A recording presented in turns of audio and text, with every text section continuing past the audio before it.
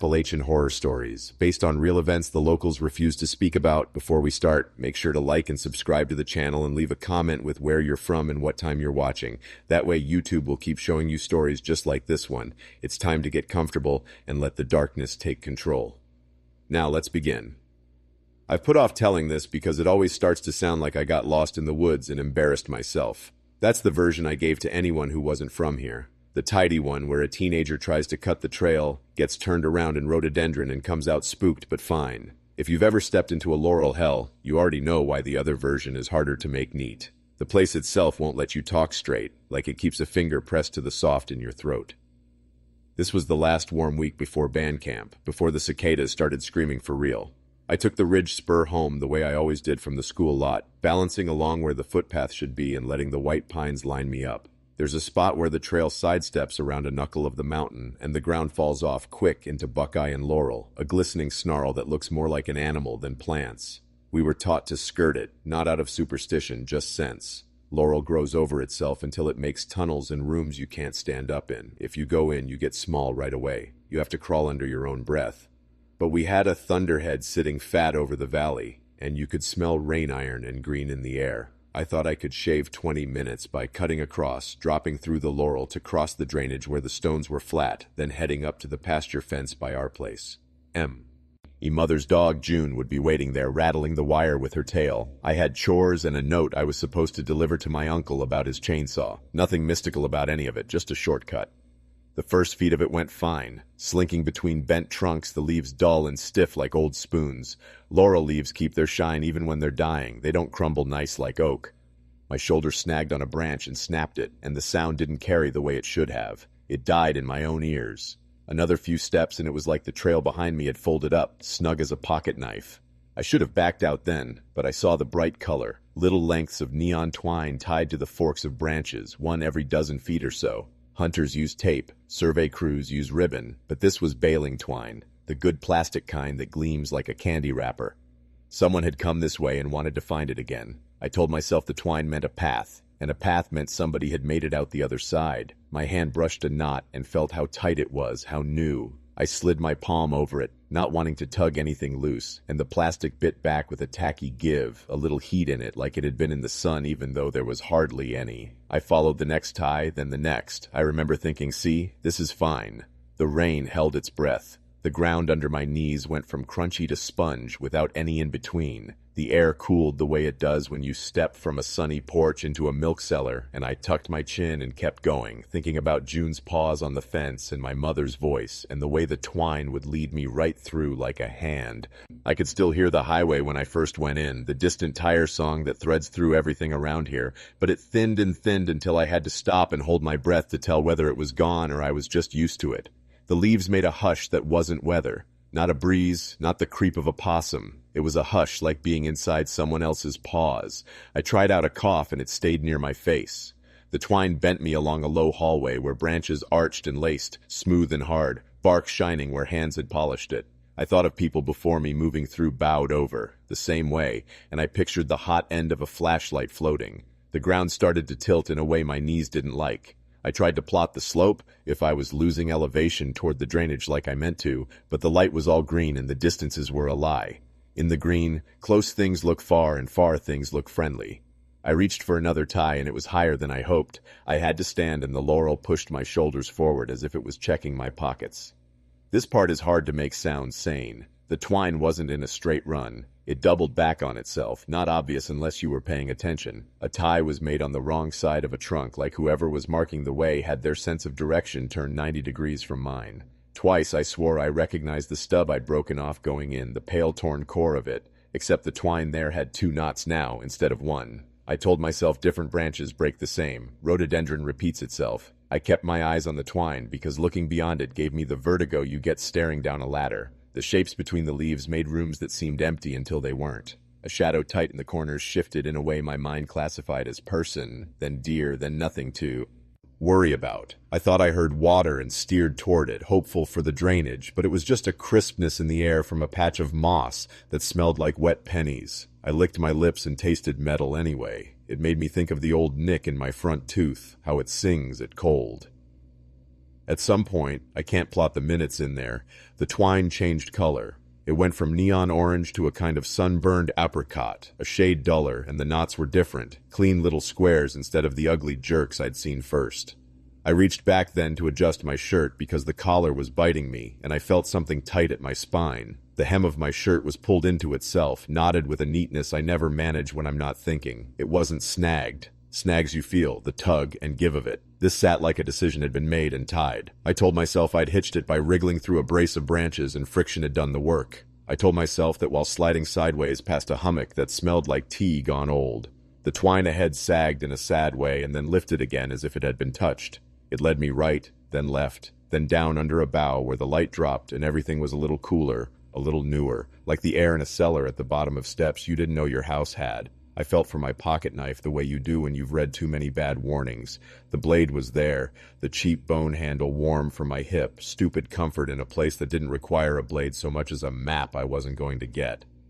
There was a moment I remember without sound. No birds, no insects, no breath hitting my teeth. Only the crunch of my heartbeat in my ears like boots on gravel. The twine ran into a tangle and came back out of it without explaining. I put my hand on a knot to steady myself and the knot was damp. Cold damp, not rain.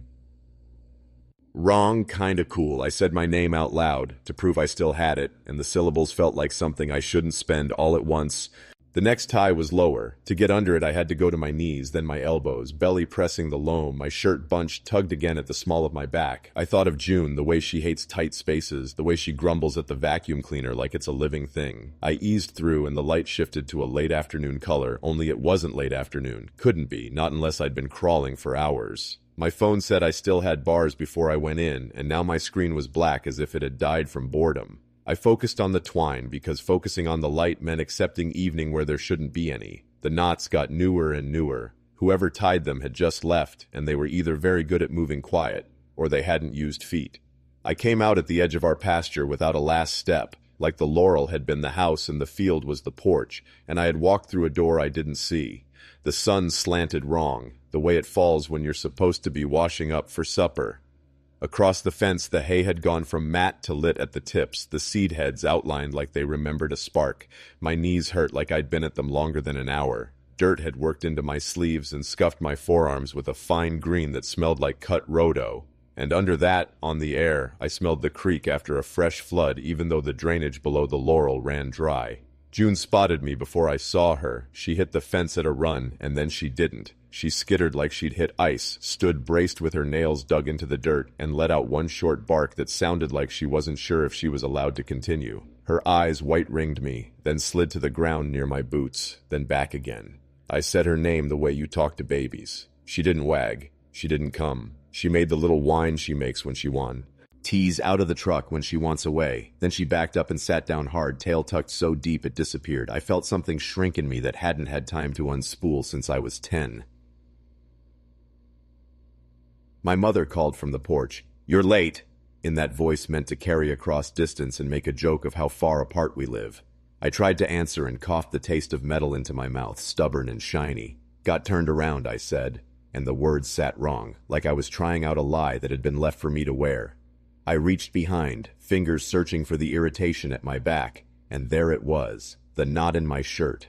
Not a snag, not torn fibers twisted together. A knot tied cleanly in the hem at my spine, 2 passes snugged against each other, compact and sure. I don't know knots. I can make a mess of something that will hold a tarp to a pole, but this knot looked like the picture in a manual. It looked like intention. I picked at it in the dim to undo it, and the knot was slick and tight and stubborn. My mother reached for me the way mothers do, to help or fuss or pull a leaf from hair, and I flinched. I blamed a bramble. She noticed the dirt and the knees and the smell and said not unkind, "You went in that laurel." It wasn't a question, and it carried more warning than any old wives' tale. We don't dress our warnings up with stories around here because everyone already knows them, whether they admit it or not. That night, the rain that had threatened all afternoon finally let loose. It drummed the roof and whispered along the pour-off by my window. June slept in the mudroom and didn't scratch once. Usually she noses my door around 10, impatient for a hand on her head, but she stayed away, a knowledge I felt like a cold hold behind my ribs. Every time I closed my eyes, I saw the green interior of the laurel, the way the light held itself like a breath, and the little flags of twine floating where someone had left them. I tried to talk myself down by drawing a map in my head, how I must have veered, where the drainage bends, how the field had to be only 20 yards through. But every line I drew doubled back and tied into itself, and my mind wanted to go to the knot more than to the way out. In the morning, the knot was still in my shirt. I tried to show it to my uncle because he knows knots and would have laughed and shown me how a boy could manage that by rolling wrong under a branch. He looked at it too long and said, "That's a good square, better than mine." Then he set the shirt down like it had a tack in it. He told me to hang it out in the sun because sun bleaches most things you don't want following you inside. He didn't touch my shoulder. June sniffed my ankles and then wandered away with her mouth closed tight. If that was all, I could stack it in the corner with other things I don't think about. People mark laurel with twine all the time and get lost all the time and crawl out at dusk with their senses scrambled. Except when I went back 2 days later to fetch my pocket knife, the one with the cheap bone handle I'd noticed in my pocket and then apparently lost anyway. I couldn't find any twine at all. No bright orange, no apricot, no knots, no scuffs on the bark where I remembered my hands bracing. The stub I'd broken off was there, though, dry, pale, like it had been exas. Posed for more than 2 days. I stood in that same start of the laurel hell, listening for the highway, for birds, for anything to tell me I was already inside or not yet, and all that came to me was the little tick of a leaf touching another leaf. The sound made my throat feel narrow. I tell myself I hitched my hem on a branch and panic made a square knot out of it in my head. I tell myself June smelled creek mud where she didn't expect it. I tell myself the twine was never there, that I wanted it to be because I wanted to believe someone else had made it through before me. Those versions sit fine for an afternoon, and then evening comes and the light gets that color, and my fingers go to the small of my back without thinking, feeling for something tight that isn't there anymore and never quite leaves. There's a run of company houses past the old store site, short porches like eyelids half closed, each place with a number stenciled in a stubborn black the sun hasn't bothered to fade. Folks call them the scrip houses even though scrip was the money and not the wood, like the wrong name is what stuck. No. 12 sits a little downhill from the rest, warped into a question mark by the ground settling under it. I thought of it as a tired thing, more tired than mean. The company stripped the good boards years ago and left the shell for kudzu and kids.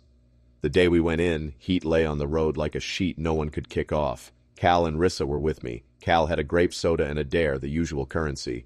First one who can make it to the kitchen and back without chickening out, he said, as if the house had rules like tag. Rissa rolled her eyes and said she wasn't scared, just didn't want to step through and have her mother see her in a cast. We were all talk until we weren't. Up close, number 12 breathed mildew and mouse nest and the sweet tang of old coal tar from the papered roof. The porch boards gave a little and then caught, remembering their job right as you started to doubt them. A fan of zinnia wallpaper peeled in the front room where the window glass had gone. Nails in the lintel gleamed like teeth where a calendar and a civil defense pamphlet had once hung, their outlines ghosted into the paint. The number on the door, 12, was painted over with the same dull brown as the rest, but you could see the stenciling underneath if you let your eyes soften. I told myself I was older now, not the kid who used to throw pebbles at the busted panes and sprint from the echo. I told myself people make houses dangerous.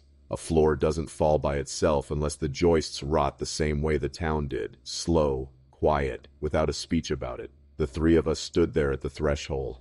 Died like a joke set up for a punchline. Inside, the light had a tea-stained look. I sidestepped first because it seemed important to pretend I wasn't the one who wanted proof of something. My hands remembered how to test boards with the ball of a foot and the way to keep weight on the heel so you can pull back if the wood goes soft. The front room held the usual trash. Beer cans, a busted lamp, a child's shoe that seemed placed rather than dropped. A line of moths slept under the crown of the window frame like old writing. The air had that cooled-down feel you get in houses that have learned how to keep the day out. Rissa clicked her tongue at the shoe and said no to nobody. Cal's soda can hissed softly every few steps, his fingers tightening on it like a leash. I had a dumb, steady thought. Kitchens tell the truth about people. If we could get to where they cooked, we'd see who number 12 had been for. The door from the front room to the hall had stuck at an angle, and then leaned back against the wall, like someone carried something heavy through and didn't bother to prop it proper afterward. On the hall's plaster, a rectangle of cleaner paint showed where a plaque or a chart had hung, something with rows. You could tell by the pattern of nail holes, two across and down, a grid your hands wanted to skim. My eyes skipped it because it felt nosy. I pushed onto the kitchen because the dare was a kind of hourglass and I could feel the sand hurrying. We passed through the hall like we were ducking under a low branch, even though there was nothing overhead to make us. The kitchen was smaller than my memory of it from peeking through the windows as a kid, square with the sink under a white stare of window, its drain full of dead leaves that had found a way in. A jar of buttons sat on a shelf in perfect condition, gray with dust like it had been frosted. There. Floor had that tense dish to it, the way old floors get, swelled and dipped like a pond with a breeze on it. The tapping started so quiet I thought it was my pulse jumping in my jaw from the heat.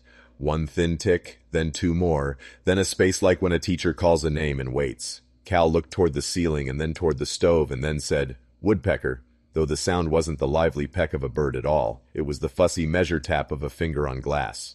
Rissa said nothing. We all held our breath at the same time like we had been told to in a drill. I made it to the sink and tapped the faucet with my knuckle to show I wasn't listening as hard as I was. Metal answered dull. The next set of ticks came from the inside wall, near where that grid of nail holes would have lined up if the kitchen shared a stud with the hall. 3 taps, a pause, a long single rap that felt heavier, like a book set down on a table, and then a breath, like a space saved for a word. It wasn't Morse, or if it was, I didn't know any that went like that. It reminded me of the way our band director marked beats before a downstroke, except there was no music after. We tried to laugh. Cal did the thing he does when he's cornered, where he makes fun of himself first. He knocked back with the soda can, a hollow ring, and said, "Present," in a school voice. It came out dry. Rissa muttered, "Don't," in a tone that made me picture a hand on a wrist. The house answered with 2 polite taps and 1 tiny scratch, not a sound so much as a suggestion of a sound. The scratch traveled a few feet like a pencil, catching on plaster. I wanted to say out loud that old wood moves, that temperature shifts make things talk. Houses settle. Nails ping in their holes, joists complain. But the order of the noise refused to be accident. 5 taps in a neat column, a pause that tasted like a swallowed word, 1 tap by itself that had the weight of a line drawn through something. The rhythm borrowed me back to the ow. Line in the hall, those nail holes in even rows, a chart, a list. I felt the urge to say my name like you do when the dull woman with the clipboard looks up at you in a waiting room and says, "Last name," and you offer the whole thing to make it easier. "Let's go," Rissa said, not panic-bright, just decided. She had her hand out, fingers open toward the way we came in. We turned. The hallway had shortened or the light had backed away. The front room looked farther than it should have in midday. I stepped onto a stretch of floor that had been solid on the way in, and it bowed in a new key. The door we had left leaned against the wall was not where my eyes remembered it. We moved the way you do when a dog bristles without barking, slow enough that you can say you're being careful instead of scared. The next taps came so close they felt like they were inside my shoulder. A pair, neat as shoes set side by side, then a gap, then another pair but lighter, as if softer feet stood behind the first. "Okay," I said, without meaning to. The same tone you'd use answering a called roll. Cal said, "Here," a joke that didn't sound like one in his mouth. Rissa said nothing, lips pressed to white. The scratch passed along the wall again, quicker, as if marking and moving on. It occurred to me then that our footsteps sounded wrong, too present. Every little noise stayed in the room with us instead of going down the hall. The front door didn't give on the first pull. I put my shoulder to it. Cal jiggled the knob with both hands like a safe cracker. We didn't rush. I think we were afraid rushing would prove something about what we were running from. The next taps were a single steady count. 1, 1, 1. Then the decisive knock again, a punctuation that didn't belong to the sum. I said my name then, first and last, because old habits hold when you don't know what else to do. I said my name then, first and last, because old habits hold when you don't know what else to do. I said it like a key card held to a turnstile. Rissa whispered hers, mouth barely opening, and Cal put his whole name in the air with the kind of grin he uses as a shield. The door latch slid once, a small, stubborn, caught-up sound, and came easy. On the porch, heat felt like a new language we were fluent in again. The cicadas were honest in their loudness. We didn't run. We walked to the road and stood in the shade of the hackberry, and no one said a word for a minute, like we needed to give time for what hadn't happened to catch up with us. When we finally did talk, it was about nails and birds and the way pressure makes wood groan. We said all the practical things in the tone you use to cancel something, but for days after, when someone said my name in a crowd, I felt the tick of it as if a pen had touched off a box. You can say a house made a noise. You can say the door stuck and then it didn't. That ought to be the end of it. But number 12 kept working on me the way a splinter you can't see will send tiny messages up through your skin until you adjust what you pick up and how. I started hearing taps in other places, pipes in the school bathroom, the radiator at my grandmother's place, the big Coke machine at Co's garage clunking the way it does before the can drops, and each little sound waited. Just a beat, like there was a blank after it to be filled with my name. I stopped answering teachers on the first call, habit and stubbornness, and something like superstition issuing from one place. I didn't tell Cal and Rissa about that. We'd already agreed it was a settling house and a dumb dare and nothing worth getting a reputation over. Cal told the story twice at the field, offhand, and then let it go. Rissa avoided that part of the road by saying the hill's shade made her allergies worse. We didn't go back. But the thing about a place that wants a record is it keeps finding ways to keep one. 2 weeks later, Mr. Pike at the filling station handed me a sack of bolts for my uncle and said, "You stayed too long in 12. I must have looked like I'd stumbled, because he said it gentler. It keeps its own roll. He slid a peppermint across the counter like that could sweeten the statement. Mr. Pike worked the mines when the company still pinned a number to a man's cap, the way a library glues a card in a back cover. He knows about lists that decide who eats. "You didn't write nothing down?" he asked, casual as checking the weather. I told him no, and he nodded like it was both relief and not. I didn't know what he meant about writing until I went up to the Historical Society to look at a binder of photos for a school project, and the woman there brought out a ledger rescued from the company office when it burned, the only one that didn't get wet. It was brown and red and smelled like damp wheat, and it logged page after page, house numbers and family names and funny little marks I couldn't decode, lines and ticks and columns of tiny squares. On the tab that said 12, some names were struck through in a wide, careful way, not the angry slash of someone in a hurry, but a thoughtful line that made the letters read quiet even to themselves. Next to each was a dot or two, a pause of ink, as if someone had been keeping count out loud and only later put a mark to the counting. My chest felt like a drawer closing softly. The rhythm from the kitchen reached back down my spine. The pairs, the long ones that felt like decision.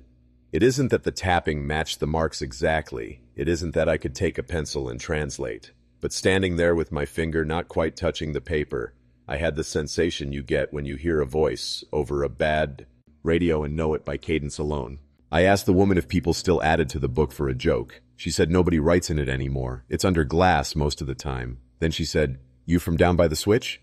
And I said yes, and she said, "Those are tough houses. My mama said you knock before you go in and you say your name. That way you leave with your same name." I'm not superstitious. I say that as if it's a choice. I still made a new habit. When I walked past number 12 on the road afterward, I kept my hands quiet, no coins tapped on my thigh, no knuckles popped in rhythm. If someone called my name twice, I answered only once, then waved to show I'd heard, like I was rationing the sound of it. At night, I caught myself writing my name at the top of notebook pages and then scratching it out, not angrily, but the way those careful lines in the ledger looked, firm, a closure more than a refusal. June, the dog, avoided the houses along that run like they were ditches after rain.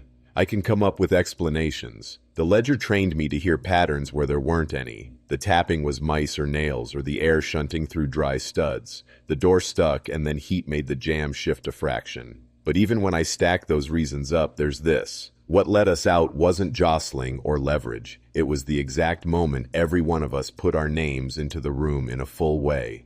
I don't like what that implies about who does the counting here. I don't like that some days when I can't sleep, I hear a polite little pair of taps and feel my tongue shape my name in the dark, like I'm in a place that needs me to be present before it opens its door. August doesn't do mercy here. The night spreads out flat and hot and mean, a skillet that won't cool even when the sun slips off the handle. We had all the windows open, box fans stuttering in them with old socks tied over the corners to keep hornets from fingering their way in. The creek below our place, really a branch, a seam in the field with a few white stones set like teeth, had been dry since June. You learn its dry season voice, the hush of grasshoppers in the ditch, the burr of a frog farther down where somebody's spring keeps a puddle, the tiny grind of rock dust under a boot. That night the branch was quiet as a turned-off radio. The flood siren sits over by the volunteer fire station at the crossroads, a gray mouth on a pole. They test it first Wednesdays at noon, so regular you can time lunch by it. People pause mid-sentence and pick up the thread again when it winds down. When it goes at night, you don't keep talking. You look at the sky even if it's cloudless. And you think of your grandmother's stories about 77, mud line on the dresser, the smell of oil and dirt married up in the curtains, a cow found halfway up somebody's locust in the next hollow over. We didn't have thunderheads, not even heat lightning. The day had been bone bright and mean, and the evening stayed like it. No excuse in the sky for what came. It hit at 11 something, late enough that the crickets had settled into their drone and the laundry on the line hung limp. One long climbing wail that grabbed the night by the scruff and shook it. The sound does a thing to your ribs. You feel it before your mind remembers what it's for. June was on the rug by my bed, dreaming and twitching. She jolted upright so fast her claws clicked on the floor, and she made that question bark that means she wants me to put words to what she already knows is bad news. My mother's footsteps crossed the kitchen, her glass on the counter, a cupboard door opened and closed like punctuation. The siren cut off, then stepped back in, like someone had let go too soon. It kept its song steady, no garbled buzz, nothing to blame on a blown transformer or a half-dead line. I told myself it was a misfire, a bump. The county gauge hiccups sometimes when the river fogs the sensor or a spider webs the face and the whole valley jumps at a bug's work. But the old stories prickled along my arms the way kudzu hairs do when you step into them. I thought about my grandmother's hands making the shape of water, palms level then tipping, and the way she said, "If it starts to run where it ain't, you don't stand there asking it why, you move." I grabbed the big flashlight from the nail by the back door, the one that eats D-cells like candy, and pulled on boots without socks because who thinks of socks when a thing screams your name like that? The porch light made a soft halo of gnats and a single moth as big as my thumb. The air felt off, not cooler but thinner, as if something had drank the easy breath and left me the basement air. June reached the threshold and stopped so hard her body made a straight line. She sneezed as if the smell offended her. Dry dust and hot rock and something else underneath like wet iron where there shouldn't be any. The siren rolled again and the hills sent it back complicated. One long sheet of sound gathered up and folded into itself. I stepped down into the yard and the grass gave under my feet in a way that said it hadn't had water in a while. The branch lay black beyond the fence, a run of darker dark. I told June to stay because it made me feel like I had sense. And I took the flashlight into the field without letting myself think of the fact that the sky hadn't promised a thing. The ground sloped gentle toward the cut the branch has made over generations, a suggestion of a path more than a ditch. The sycamore at the bend threw a pale, mottled patch of trunk up against the dark like something ghosting up out of it. I caught a smell then. Cold. Not temperature cold, but old cold. Cellar cold. The smell of a spring house you haven't opened in years. The flashlight beam jittered as I crossed the fence and I realized my hands were shaking, which made me mad at myself in a childish way. I pointed the light where it mattered and the beam showed stones that had been dry for weeks shining back like coins. Water rushed past my boots with a sound that belonged to February. It rose out of the bed as if the ground itself had decided to be a river again. No rain to justify it, no upstream to hand it off. I know what a flash flood looks like. Brown, thick, fast with trash and branches. This water was quick but narrow, cutting a lively seam down the bone of the branch, clear enough to see the patterns on the rocks, fast enough that the little quills of foam caught on edges like lint. Oak leaves turned and turned in it, the summer green kind that should have been up there and out of it, as if they were being fed into the current from a pair of invisible hands. I backed up to higher ground because some part of me remembered the doctrine. The siren sang on, the same insistent climb, no breaks long enough to mean false. I swung the light downstream to the culvert under the road and watched water sluice through, a neat silver tongue vanishing under County 6. Upstream, where the branch hooks around the sycamore, there was nothing coming. No sheet of water spilling off pasture, no trickle fattening. The current ran from a place beyond seeing and also, somehow, right under my feet. The beam picked up movement that wasn't water. I jerked it down and caught only the tum. Of leaves again, but I felt watched in that untheatrical way, like attention had a weight to it you could balance on your shoulder. June whined from the yard, 2 notes, then clamped down again. I called out, "Anyone?" because it seemed like something a sane person does. My voice came back as if it had met something and been turned around before it could go far. The first word came from the culvert, or from the throat of the water inside the culvert, a woman's voice shaped around a single syllable. I couldn't catch it. It was either now or no or name, and the fact I couldn't say which felt like a trick instead of my hearing. The second time it came, it skated over the sound of the siren like a penny flipped into a fountain, riding the surface tension. The third time I turned the flashlight off without deciding to, as if the beam were keeping me from hearing. Everything went glossy dark for a heartbeat, a kind of velvet black that had a nap to it. The voice spoke again and the word fell apart as it hit the open air, the way a breath does on a winter day when it goes visible and shapeless both. I put the light back on and aimed it at my own boots because that felt safe. The water was cold, the kind of cold that climbs you. Instantly, my shins ached like I'd stood too long in a church on a stone floor. The smell went from Springhouse to Penny's. I caught myself licking my lip and swore out loud at the taste.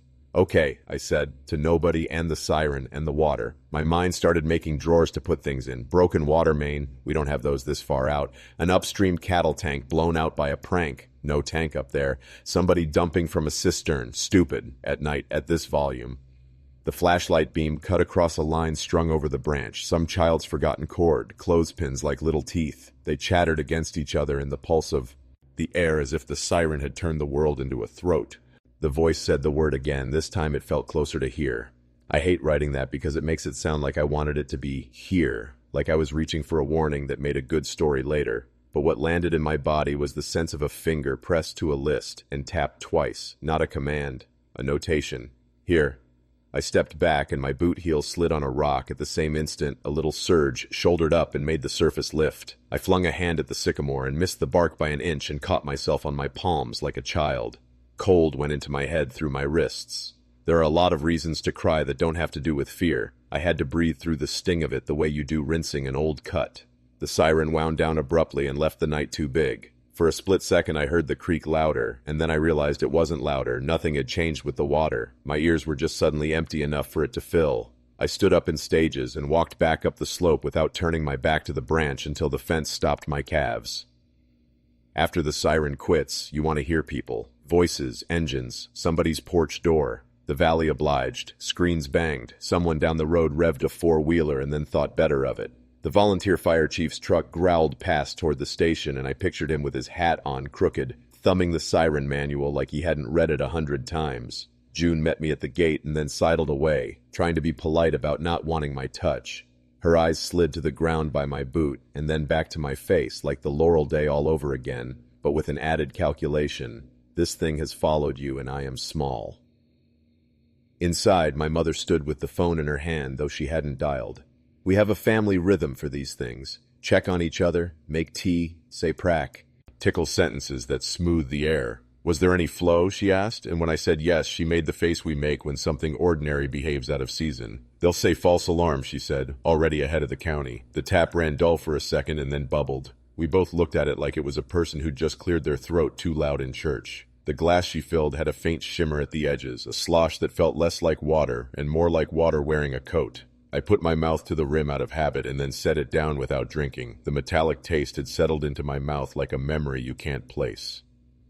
By morning, the county page put up a post. Malfunction at the gauge. No active flood event. Thanks for your patience. The comments were what you'd expect. Half jokes about changing drawers, half gripes about being woken up, one old man asking if the river read wrong when it wanted to and then disappearing from the thread like he always does. No one mentioned water running in dry places because who wants to be the one who says that out loud? When I walked down to the branch, the stones were bone dry again, the little weed islands standing clean and undragged. A damp line showed along the sycamore roots about ankle height, precise as tape. Oak leaves rested in a pair on the rocks without silt caught in their veins, wrong if they'd been tumbling. If you didn't know to look, you'd see nothing. Knowing to look is the trick I would give back if I could. We drank bottled for a week. My uncle rolled his eyes and then took a case off the back of his truck for my mother without being asked. June wouldn't take water from her bowl if it came out of our tap. She'd lick the dew off the porch and settle. When I showered, the steam smelled like a nail between my teeth. The taste in my mouth came and went independent of food. Sometimes it showed up clean as a coin, the moment before I fell asleep, and I'd sit up like someone had called my name. When I did sleep, I had the same dream in different versions. I stood on the yellow line of a sunken road, ankle deep, the paint a ribbon under the skin of the water, and the sound of the siren tried to find me through the surface. In one version, I can see far under, all pale branches and an old fence. In another, it's just the line and the voice repeating that one soft syllable that refuses to show itself to my mouth. We made jokes for neighbors. We said gauge gremlins in Rissa's yard and raised our eyebrows the right way. But the minute a train whistle wound up at the bend too close to the siren's song, my chest convinced itself of flood. I kept the flashlight by the back door like an apology to something. Twice, when there were real storms, I woke to the wind making the right rhythm under the eaves. A long intake, a thin wail, a rest, and my feet were on the floor before I had any idea to stand up. The word in the water wove itself into other noise. Air through the car vents, the hiss of my uncle's oxyacetylene torch, the sink's first spit. In the unremarkable places of the day, I'd feel the little tap of attention, the way you feel a gaze in a classroom, the you of it, flat and without accusation. There are explanations that make sense until they don't. Mine blowout, people said. A roof fall can squeeze water out of places. Except the branch runs nowhere near a seam, and the LD entries don't sit on that ridge. A farmer you can't see draining a pond at night. Except why the cold, why the clean, why the voice? The county claimed a spider. I've seen spiders make a lot of trouble, but I've never heard one teach water to speak. If you forced me, I'd say this. Sometimes the ridge makes a rehearsal out of us. It tries a thing on. It runs water where it wants to remind itself it can. It asks a word out loud and waits to see if anyone answers. I didn't, not on purpose. That hasn't kept the word from turning up in my mouth when I'm alone, the taste of it like metal and something greener under it, and June watching me as if she can tell I'm listening to something that doesn't need me to agree it's real. My grandmother kept a little bottle of laundry bluing in the back of her cupboard like a saint's bone, wrapped in a handkerchief that had once been white. She called it insurance. When paint was too dear, they'd tint lime wash with a thumb's worth of that bluing and brush the porch ceiling a soft sky that wasn't the sky. Haints don't cross water, she said, her hands making a shallow bowl of air, and they don't like the idea of it. Give them the idea.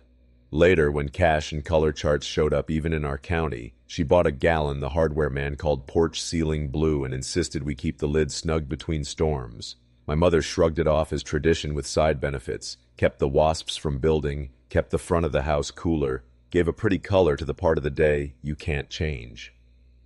By August, the old paint had tired itself into flakes. The ceiling wore it like a thin scab. It came off in coins and fish scales when I touched the loose places with the edge of a putty knife. Scraping has a rhythm. Push, pop, the soft skitter of chips hitting the boards. A radio murmured from inside by the sink and the cicadas turned themselves up and down with the heat. I dragged a chair to the edge of the porch and went steady, board by beadboard, a snow of blue falling on my shoulders and collarbones and the steps at my feet. Up close, the blue wasn't one color. It was powder and shadow, smoke and milk. Underneath, raw wood looked surprised and too open, like a mouth missing a tooth. I love and resent chores that take all day. They make a kind of tunnel. You don't have to think beyond the pile at your feet and how much is left to do. I worked into the slow part of afternoon, sweat running the salt paths it always finds, and the dust turned my palms chalky until it worked its way under my nails the way creek silt does. Every time I stood up to stretch, I says. Oh, how the ceiling was becoming patchwork. Old sky, new wooden weather where the blue had let go. You better finish that today, my mother said from the doorway in the tone that sounds like advice and turns to a rule if you don't take it. Don't leave it raw overnight. She meant rain. She meant spiders. Maybe she meant something else. I thought I would finish. The sun did that quick drop it does in late summer, slipping behind the shoulder of the mountain like somebody yanked it, and I told myself I'd prime first thing, paint after lunch, keep the promise to a woman who wasn't here to hold me to it. I shook the rags into the yard, the blue in them lifting like breath. The chips I didn't sweep stayed on the floorboards in a glittery drift where my boots had been, and I traced a circle around my chair with the broom and called that clean enough. Under the porch, through the lattice, darkness had thickened into something with a shape.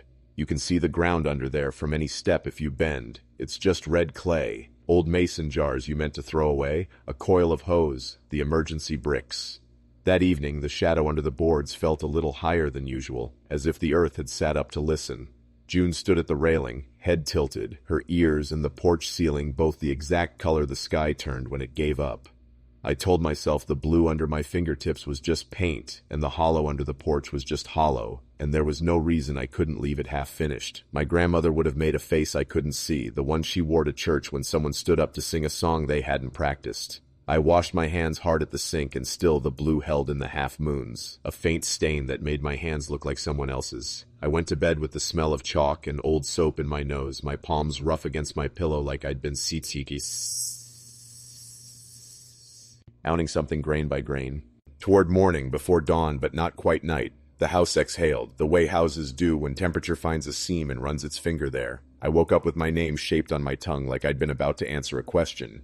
Then came the first slow stroke under the porch floorboards, low and deliberate, brushing along the underside like a hand hunting for the edge of a table in the dark. At that hour, sound grows bodies. It makes the air around it real. The first brush moved from the steps toward the door. Not a scuttle or the shuffling rummage of something that nests in the dark, but a smooth, testing pass. The boards answered in little voices you don't hear in daylight, the grain whispering back where it had swelled and dried, the nails giving their tiny, bright ping like someone tapping a glass to ask for quiet. June's paws clicked in the hall and then stopped dead on the strip of sun-bleached wood in front of the door to the porch. She made a sound that lives between a growl and a question. I sat up carefully so the bed wouldn't argue. The second pass came slower, as if whatever it was had decided the first one hadn't told it enough. It ran under the length of where our swing hangs, then turned at the center seam. If you live in a house long enough, you know where the boards change direction, where the joists run, where the builder ran out of one length and married two together. The brushing followed those changes like it could feel the plan through the undersides of the planks. I thought opossum because it's the sensible thought. Then raccoon, then, against my better sense, hand. There was no rattle of claws on lattice, no glass knocked against glass the way coons do when they get into jars. It was a soft dragging of something along wood, careful not to make a scrap of noise more than needed. A method. I padded to the front room on my heels because I didn't want at the porch to know I was above it. The floor was cool in the way paper left in shade gets cool. I crouched near the door and set my fingers on the sill. Through the screen I could see the ghost of my own scrapings, blue powder pooled in the troughs of the old boards, a fine frost in August. A little puff lifted from between two planks, sighed upward in a twist when the brush passed below, then settled again in a line so exact it looked like writing. The smell came up, something like wet lime and pennies, the scent of a cellar shelf that has held its jars forever and won't forget. I told myself it was a broom somebody left under there and wind doing the rest. Except there was no wind. The trees were stopped. The motion followed the perimeter once. A patient tour. The right edge, the long run under the rocking chair, the square by the door. It paused under the exact place my chair had stood when I scraped the ceiling and then resumed, as if comparing measurements. The underside of the porch has a trap cut into it where you can get to pipes. A panel scavenged from somewhere else, a different wood, a different nail pattern. The brushing reached that panel and the sound changed, echoed, almost hollow, and then thrummed once like a fingertip drummed on a book. June returned to me in a crouch and set her head on my knee, eyes angled up toward my face as if to ask for a translation I didn't have. The brush ran across the threshold itself and stopped at the very center where years of shoes have polished the grain. I put my palm flat on that spot and felt not pressure exactly, but attention pressing back through the wood. It was the feeling you get when you put your hand to a door and sense someone on the other side doing the same thing. The weight wasn't a weight, it was the thought of weight. Something was deciding if this counted. Old sayings arrive in your mouth when you're empty enough for them. Paint turns them, my grandmother had said. Haint blue makes a sky where there isn't one. She also said, never leave a lintel raw at night, the way some folks warn you about leaving salt open. I thought of the ceiling above me stripped to its bright, honest boards and the neat little drifts of blue I'd left on the floor. I thought of the places water had been where there wasn't water and the ledger that kept its roll without anyone holding the pencil. The brush began again, back along the length of the porch toward the steps, slower now, feeling the nails by feel, a tick when it moved over each head. Counting, maybe, tasting. The sound stopped, started in the opposite direction, stopped again, as if my pause had suggested it. I thumbed the lock as if that mattered. I almost called out. The word wouldn't be anything tidy, just the human noise we make to set a boundary. Hey, like that. But I didn't want to teach my name to anything that had to check the boards to know where my house began. The world outside the screen went gray without promise of color. Dawn coming as indecisive as the brushing. Then, just when I thought I could stand the not knowing longer than I could stand the knowing, a last pass stroked the boards under the wide part of the porch, gentle, like the touch you give a dress you can't afford, and the sound went away as if it had been collected on a spool. I waited until the birds started their cheap, busy arguing. I waited until the first truck spit gravel on the road and the morning had the energy of work in it. Only then did I unhook the screen and step out onto what I'd always thought of as ours. The blue chips clung to the corners, a fake frost. In the varnish of dust under the swing, something had made marks. You learn the prints of your place without meaning to. Dogs make moons. Of dirt where they turn before they lie down. Cats leave little daisies. Raccoon hands are unmistakable as a child's ill-considered trick. What showed in the powder that morning were not paws and not broom swipes. Lines, not pads. 5 together in one place, but not the way a human hand gifts 5. The spacing was wrong, too long from knuckle to tip, too even in length. Then more than 5 farther along, shallow strokes that didn't end where I expected. I'd made a tray for it with my laziness, a slate to write on with a color that said, "Go back." The marks crossed the place I'd been sitting and touched the threshold and then drew away without lifting, a long withdrawal like fingers keeping contact until they have to let go. My mouth filled with the taste of the blue that wouldn't wash out. My first thought was to sweep, same as anyone's first thought when faced with proof that forces your hand. I fetched the broom and stopped halfway, because sweeping makes a record too. Instead, I bent and touched one of the lines. The powder warmed to my skin and the line lost its edge. It wasn't a groove. It didn't dent the finish. It was no deeper than the difference between clean and less clean. The board under it had its own story, knots like eyes, a scar where someone had dropped a skillet long before me, and the mark, no, not a mark, a path. I called for my mother and then didn't. How do you point to dust and say with a straight face, "This is what I heard in the dark"? Also, doing so would make it real in a way it hadn't committed to yet. June refused the first step. She studied the lines and studied me and then lay down, angled away from the porch like she was willing to be nearby but not accomplice. I took photos with my phone as if a device could make me feel sane about it, except the pictures looked like what they were, blue dust in the places where it wasn't. I could have told anyone those lines were broom lines. I could have told anyone they were nothing. In my chest they were fingers and evidence both.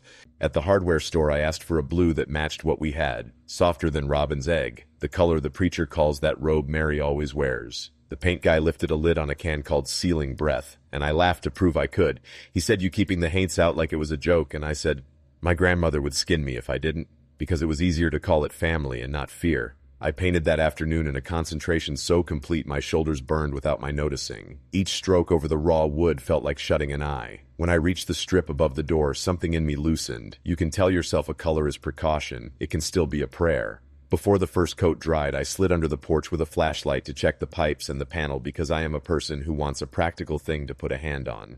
Cobwebs lay like lace over the brick piers. The trap panel winked back, its nail pattern different, its wood newer. Where earth met wood, I saw nothing but the sifting of fine clay that time does by itself. I smelled a trace of lime, quick and throat-straightening, as if someone had opened the door of a long-closed milk room.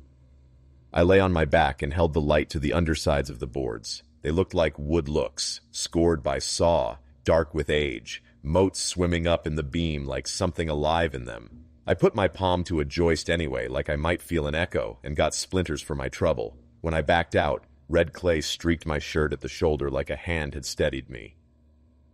That night, when everything went quiet enough to hear the refrigerator's one-note hum and the least breeze in the oak, nothing brushed. The quiet didn't feel like the kind that presses. It was everyday quiet, loud with crickets and the truck shifting somewhere on the ridge. I slept with my hands open and no blue came off on the sheets. The next morning, the lines in the dust were still there, but softened at the edges the way writing goes when you breathe too close. I swept them then, quick, before my mother could come out with coffee and her eyebrows and her ways of making sense that don't cover the same ground mine do. For a week, the porch held. No brushing, no attention like a held breath. June reclaimed her spot by the rails. The paint dried into a sky that wasn't the sky. Still now and again, usually just before morning when the birds haven't started yet but the night's mouth has gone dry, I feel the ghost of a touch under the boards, a single pass like someone tracing the seam to see if it stayed closed. I don't say anything out loud. I keep paint on hand the way my grandmother kept bluing, and I keep a little of that dust under my nails even when I haven't been on a ladder in weeks. Sometimes I look down and there it is, a thin blue under the half moons, like a reminder that I made a promise to the house and it made one back. I can give you reasons. The marks were raccoon drag where pads didn't pick up chalk. The brush was a branch and a heat breath nobody else felt. The smell was my mind stitching one old story to another. But I remember the way each nailhead ticked as if counted. The way the tour under the boards mapped the edges in the heart of the porch before touching the threshold and deciding against. Haint blue is either superstition or a statement, or it is a language between this side and whatever pushes in from the other. I don't know what I told when I scraped it off. I don't know what I answered when I painted it back on. I only know that some mornings my hands look like I've been handling the sky, and the dog, in that truthful way dogs have, chooses the grass over the boards until the sun is flat on them and the day proceeds like nothing in the night ever had fingers. There's a drift mouth above our hollow that never stops breathing, even when the air outside is a skillet and the bees go slow. It exhales a cold you can feel on your teeth in July, a steady, cellar kind of chill that smells faintly like wet stone and old rubber. If you stand right at the lip, chin on the timbers the way a kid leans on a windowsill, you'll hear what I grew up calling its song, a long, low note that isn't wind so much as a made thing, a voice grown out of angles. It's not a single note either. When pressure drops, it splits itself into something that almost finds harmony, like a church hymn half remembered, like someone humming against a bottle. The mouth is braced with chestnut dark as molasses, its face lettered over a dozen times by boys, before me declaring love and allegiance and jokes they'd blush to see again. A tired sign hangs on a spike, danger no entry, that has been shot so many times the letters shake in the breeze from their own perforations. Brattice cloth still droops in one place, a fat grayed curtain that would have once trained air down one way and not another. Some days it flutters, some days it holds still, as if listening. I was raised on warnings about mines. The old men hold their coffee like it's a candle and tell you how silent bad air is, how quickly you go to sleep, and how you don't wake the part that gets to decide. They use words that sound like folk names, black damp, white damp, stink damp, and then bring out the real ones like they're knives in a roll. I believe them. I still do. We didn't have a canary. We had scents and cheap headlamps and a promise we'd only go as far as the first crosscut, touch a rib, turn around. Just to see, Cal said, as if seeing is a thing you can keep contained to your eyes. It was the kind of winter afternoon that fools you into thinking you've got hours, light flat and silver, frost softened a row. On the edges, the ridge outlined like pencil. School had turned us loose early for weather that didn't arrive. Rissa said she'd rather be bored somewhere strange than bored at her kitchen table, and she brought a scarf she could pull up over her nose against whatever the mind chose to breathe out. We left a note on the truck dash like people who think notes make time behave, back by 4:30. The mine's mouth made its long, steady sound like a throat clearing under the mountain. Inside the first 10 feet, the temperature shifted and all our talk fell off. The ground turned from leaf to fine, firm black, little coal splinters crunching like salt. Our beams picked out glimmers in the rib where the seam had been scalloped out, a little here, a little there, the old work of hands who learned a pace and wore it into the rock. A narrow-gauge rail ran a few yards and then buried itself in a wash of rock like a story someone stopped telling. Farther back, tangled brattice hung in a torn loop, and a mine phone, one of those gray boxes with a handle you crank, was bolted to a post, its mouth and ear rusted shut. I didn't touch it. It felt too much like waking a sleeping thing. My uncle had said once the mine's singing means weather. He pointed to the barometer he keeps under his television, the needle wavering as if the house had a pulse. When that drops fast, she'll hum like a choir, he said, the pronoun as casual as if he'd married the seam and given it a name. The sky looked steady that day. No snow smell, no weight, which made the note rolling out of the drift feel like a private conversation we'd walked in on. We checked our phones at the mouth because pretending at precautions feels like doing them. 3:38 for me, 3:39 for Cal because his is always a minute late, 3:38 for Rissa. The headlamps threw honest, oval light, brighter at the center, fading at the edges like any cheap bulb does when you ask it to do real work. Just to the curtain and back, Rissa said, as if saying it out loud could make the distance modest. The sound inside shaped itself different when you stepped past the timbers. It wasn't louder. It was nearer. The back of my tongue had that powdery readiness I get before speaking in front of people, like something wanted a word through me, and I could already feel the tune I'd carry home whether I wanted it or not. The first steps in had their own etiquette. Don't overtrust the floor even when it looks level. Don't touch the ribs in case they answer you back with a peel you don't deserve. Don't breathe like a swimmer at the end of a lap. Breathe like you're listening. Water dripped somewhere steady, making a loose metronome against stone. Every so often a far-off pop ticked the air. A slow, patient noise like an old house giving up a little of itself to gravity. Roof bolt, Cal whispered without knowing, wanting a reason at hand. The song found us at the brattice curtain. It made our beams meaner. The cloth hung in a long tattered sheet, heavy, the weave visible where our lights hit hard. In the slight draft, it did not move the way fabric moves. It tightened and let go almost imperceptibly, the kind of motion you see more in your peripheral vision than with your eyes. The sound threaded through it, low, almost a throat singing, then a wobble that climbed into a vowel. The vowel felt like the space inside the word low, the way preachers would open their mouths and pull that sound out like sorghum. "It's the wind," Rissa said, practical, but the way her scarf muffled her voice made it sound like someone speaking into their own sleeve. I wanted it to be wind. I wanted the explanation you could fold up and put in your pocket. I held my breath to hear better and realized I had matched the mind's exhale with my own lungs, my chest easing when its sound softened, my shoulders rising when it rose. We said the crosscut, I reminded us, meaning the first little break in the wall where they had planned a path from one entry to the next. I scratched a little notch into the rib with my thumbnail in a place where someone else had already notched. A ladder of tallies, short and uncertain. An old whistle pattern lives in this county, buried in people who were born since the plant closed. The hooter blew different for shift start, for Sunday accidental, for fire. Fathers taught sons the codes without the boys knowing that's what they were learning. I didn't think of that then. I only knew the song changed. It tipped toward a rhythm that expected bodies. Not a march, a gathering. The long note stayed under it while something like a count tapped out of the drops. Not fours, fives. 4 quick with a held fifth. I thought of the way my grandfather leaned his head toward the tipple the one time he told about going in. First, second, third, he'd said, and they worked a fourth when the company needed a thing done at night. He never said fifth. Nobody did. We don't have that many nights. The count pulled us forward a few yards because bodies like to align themselves. It wasn't compulsion. It was a series of small choices each of us made to remain in step with one another and with the place. We passed a gray wall-mounted box with stenciling you could still make out. Belt switch. Below it, in grease pencil turned ghost, somebody had written fifth in a hand that wasn't ours, and then drawn a line through it, the way you cancel a thought before it goes. It's you in trouble. My headlamp skittered over the word and went to salt nothing on the floor where a shovel had cut a lip years ago. See that? I said. Don't, Rissa answered for the second time in as many chapters of my life. We didn't go deep. We didn't even get to where the ceiling lost what little daylight bled in. But the mind did what it knows how to do. It compressed distance and uncoupled time. The count went on, 4 quick, 1 held, like a foreman's cadence without words. And then the vowel returned, longer now, a sound the mind had organized from itself. The way the ribs curved took it and gave it back to us, altered in a way that made it feel like the voice had moved closer when it might not have moved at all.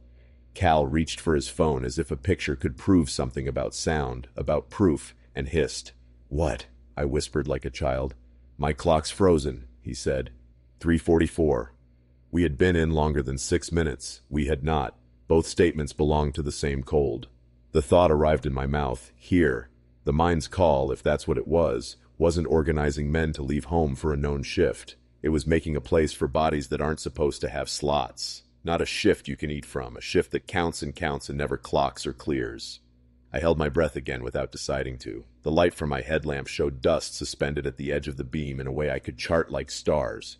Those specks, hanging, each waited for a human move to push them into path. I said my name in my head in case there was a role I would rather not be on, and instead of my name another word sat there. The missing word the siren water had withheld from me. I couldn't get it to my tongue. Rissa put her hand on my sleeve and squeezed twice. It was not fear, it was agreement. We turned together and walked back with our lights dropped to the floor, the count working the backs of our knees like a metronome. The Brattis touched my cuff as I passed, a whisper rather than a brush, a static kind of kiss. At the mouth, the timbers made the dark feel sudden. We stepped into evening that had gone too far. It wasn't that our eyes had to adjust. Outside was already night. The pines had turned into cut paper, and the ridge held a line of stars I wasn't prepared to see yet. I looked at my phone. 3:51. A text from my mother, time-stamped 3:22, said supper would be late. Her kitchen clock would have read 6. The truck window held our note in the same neat place. The cold out of the drift licked the back of my neck in a way that felt like a hand sending me on. You don't tell a person with a clock in their kitchen that your phone said it was still afternoon when their casserole came out of the oven. You say we lost track and you mean it and you don't. The night put itself on like a coat while we were writing our names in our heads. Supper tasted fine and I couldn't taste any of it. Coal has a flavor all its own. Sour, mineral, a little sweet at the back the way cold iron tastes if you put your tongue to it. I had it in my mouth all evening, a stubbornness that no amount of tea or cinnamon gum could argue with. June sniffed my cuff where the Brattis had kissed it and made that soft, disgusted sneeze dogs make when they don't want to be rude but can't help themselves. She sat in the doorway to the hall with her head down like a person counting stitches. That night the tune found me properly. Not in my ears, in my sternum, the long note set under everything like a drone. Over it the count stepped in. 4 quick pulses with a pause that felt like a held breath. Then the same again, over and over, until my body insisted I tap my fingers on my sheets to run it down to its end. I would have called it a march if the fifth beat hadn't ruined that. It was work tempo without a shift to attach to. My grandfather's stories rattled around looking for a place to settle. The hooter sounded through. Long chuffs at 6, 2 at 2, 1 at 10, the way the town kept time by labor. There was no code for what had gathered us. It belonged to a timetable that pays no one. The next day we tried to correct the story with facts. We compared our phones like kids break open watches to see the time. Mine said I had taken a picture at 3:46, and the picture showed a darkness you only get after 5 in winter. Cal's call log recorded a missed call from his mother at 3:40, but she swore she'd rung him just before 6 while she had a hand in a dishpan and a spoon in her mouth. Rissa's health app, which she checks because her anxiety keeps metrics like coins, had recorded 87 steps in the 10 minutes we couldn't reconcile, and a steady heart rate a doctor would be proud of. We made jokes about service. We said the ridge keeps its own Wi-Fi, slow and petulant. We said the mind probably messes with compasses the way ore bodies do. We said the things that keep your voice square. When I asked Mr. Pike about the singing, no details, just weather talk, he nodded like he'd been waiting. Pressure was falling, he said. She gets a tune into her when it does. He licked a paper to smooth it and added, I hear she calls a fifth sometimes up there. He let it sit out like a worm for a fish to consider biting. I kept my face still. We only ever had 3 real, he went on, and a 4th when they got greedy. The 5th, he made a mouth like he was tasting something he didn't trust. You keep out when she wants to be generous like that. I know reasons. Underground acoustics do strange things, especially when air moves through old Brattis. The human ear stacks patterns where there aren't any. We hunt rhythm the way a dog hunts warmth. Winter light is treacherous. Time leaks when you're under rock. The cold exhale makes you feel carried on a breath that isn't yours, and you step differently because of it. All true, all practical. The cold taste in my mouth lasted until lunch the next day, and then came back when a semi's Jake brake sobbed on the grade. Below our place, a sound that hit the exact pitch the mine had put under my sternum. I caught myself sinking my steps to that 4 quick one held when I went up to the mailbox and hated how good it felt. We didn't go back in. We still parked at the pull-off sometimes and stood at the timbers and watched our breath right itself in the drift's cold. The song has changed notes since. Once it rose so high it made my molars ache and I had to step away. Once it droned low enough I felt it in my kneecaps. Twice, driving home late, I heard a pattern in the train's call at the bend that made me say "here" out loud before my brain could remind me where I was. The word I couldn't find in the water came closer the longer I didn't say it. It wore a path in me, not an obsession, a rut your day falls into when you aren't steering. If you ask for proof, I can show you a screenshot with a timestamp that doesn't make sense and 2 more that do. I can tell you what my body did or the exact way the Brattis raised its breath and let it go again. I can line it up with weather records and barometers and the baritone of semis on the grade. None of it clears the count out of my chest. Now and again, when a storm is about to trundle over the ridge, I feel the cadence begin in me before the wind catches the oak. I answer it the way you do when your name is called from a roll you didn't sign, not out loud. Just the smallest lift of my head. The mind keeps breathing, generous and unhurried. Some afternoons, the cold that runs out of it smells like the only thing that's clean in this world. Some nights it smells like work. I have a notion the 5th has nothing to do with hours at all. It's an extra column in a ledger that shows up when you thought the math was already done. The counting that starts after the lights go out and refuses to care what your phone says about the time. I signed up for the weekend watch because I wanted a job no one could second guess. You climb, you sit, you look, you call it in if it's smoke. The tower on our ridge is an old one, bolted angles and a square glass cab up top like a lantern set down by a giant trying to be careful. The county calls it Tower 9. The old men still use the hill's name, which sounds like a hymn if you say it soft. I got a key on a red lanyard and a sheet with the dispatch frequencies and someone's penciled note that said, "If thunder, center of the cab, hands in your lap, keep off the rail." The note had been erased and rewritten so many times it looked like a map of something that changes and then stays. An older volunteer met me at the bottom Saturday morning, handed me the logbook, a stiff green ledger with columns for start time, weather, observed, and told me the trapdoor sticks in humidity. His name was Walter, the kind of man whose shirt pockets hold a pencil, a peppermint, a spare screw, and the promises of a dozen years. He thumped the legs of the tower with his fist like you would check a horse's ribs and said, "She hums in weather, don't stand near the radio when she hums." He pointed out the copper strap running down one leg into the rock, wide as my thumb, and said, That's your friend and your enemy both. He tried to make a joke of it. His eyes didn't. The climb is a lot of the point. Each landing turns the world into sections. You carry your weight the same way up and see it different every platform. By the time I pushed the trapdoor and shouldered into the little room, the county had stretched out under me like a quilt. Patches of pasture, notched ridges, a strip of river like an unstitched seam. The cab smelled like dust and damp wood and a mouse that had died in a corner and then changed its mind about smelling.